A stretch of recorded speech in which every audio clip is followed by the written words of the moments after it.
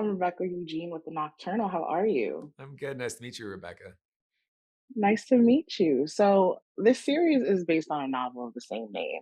So, tell me a little bit about your thought process when deciding to turn the novel's concept into a TV series. Well, I think this novel to me was the perfect story for adaptation because it has this great premise. What if there was a machine in your small town that could tell you your life's potential for $2? And it had a great cast of characters and a beautiful mix of comedy and pathos.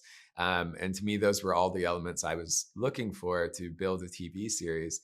And then it also had the ability to go beyond where the book goes in terms of what might happen to these characters and what other characters could we add and what other perspectives could we add. How can we build the mystery of this machine and make it something even bigger than what happens in the book? And some of the things I enjoyed about the show was that there were scenes and conversations about personal potential and the various paths people can take that leads them to unexpected opportunities.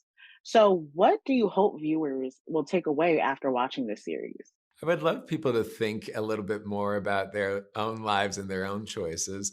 There's so much emphasis these days on kind of achieving all that you could possibly achieve and pushing yourself to be as successful as you can be.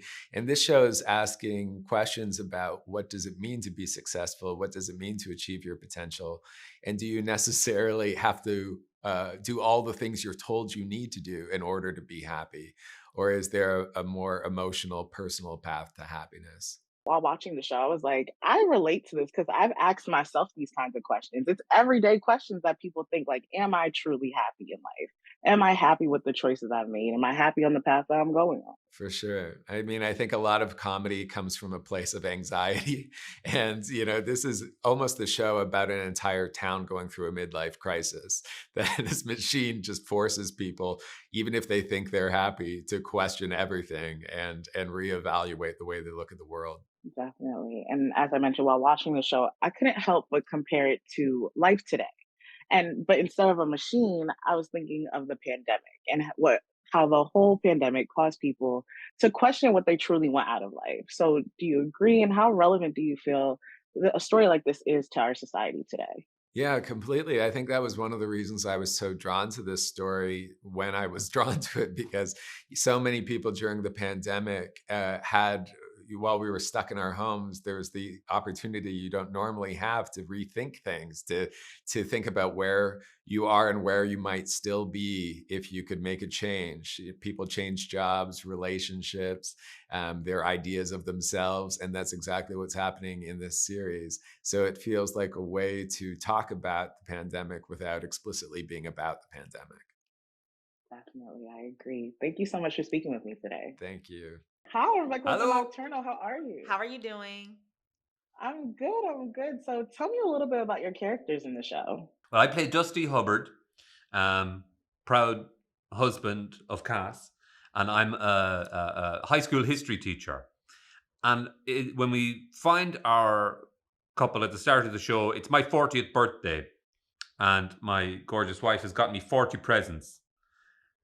But my life and our lives are upended when a magical machine arrives in Deerfield and starts providing people's life potentials, and it makes everybody lose their fucking minds. And you're gonna laugh along the way. Yes, You very funny. know, Hopefully, it's a comedy, but it's thought provoking comedy. You're gonna laugh. You're gonna be touched. I feel like I know when I watched it, it felt a little pulling at the strings a little bit because a lot of these characters they're all so endearing and they're all relatable in some way because we all ask these huge life questions at some point, right? And I play Cass. I guess that was your question. I play Cass Hubbard.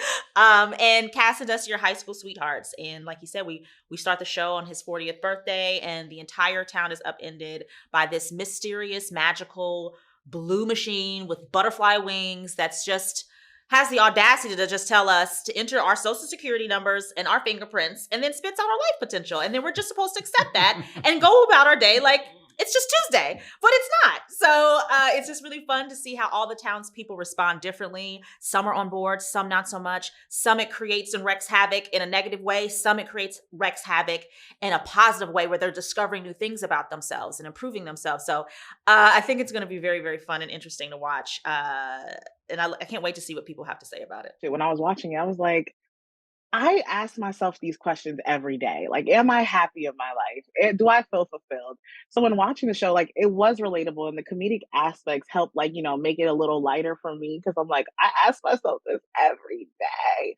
But like it felt relatable and it felt like something of comfort to me. Yeah, and the comedy part is the comfort, I think, because this show can be very dark when you're asking those huge questions, right? And it can definitely go take a dip really easily and really quickly. So I love the levity of the show and that we do get to laugh at each other and with each other. I think it really works as just a kind of almost like a family sitcom in a small town. But it's got this huge concept behind it, which I think brings it to another level. That brings me to my next question. If you both were presented with the opportunity to use a machine like this, would you? No. Not asking my social security number and fingerprints. Nope. I would not be first in line. I would definitely be interested to see what people got, but I would be like way down, like 4th generation, 5th generation person to try because I'm too paranoid about everything. I'm worried about identity theft and scams and being hacked. And I would just be like, but nobody knows where this machine came from. And we're just willy-nilly giving it money and our social security number. This is insane. Has anybody used antiseptic on this screen? Oh yeah, and I'm a germaphobe. You want me to place my hands on a screen where the entire town's fingerprints have been? No pass. Definitely. I feel the same way. Thank you both for speaking with me today. Thanks. Nice Pleasure. meeting you.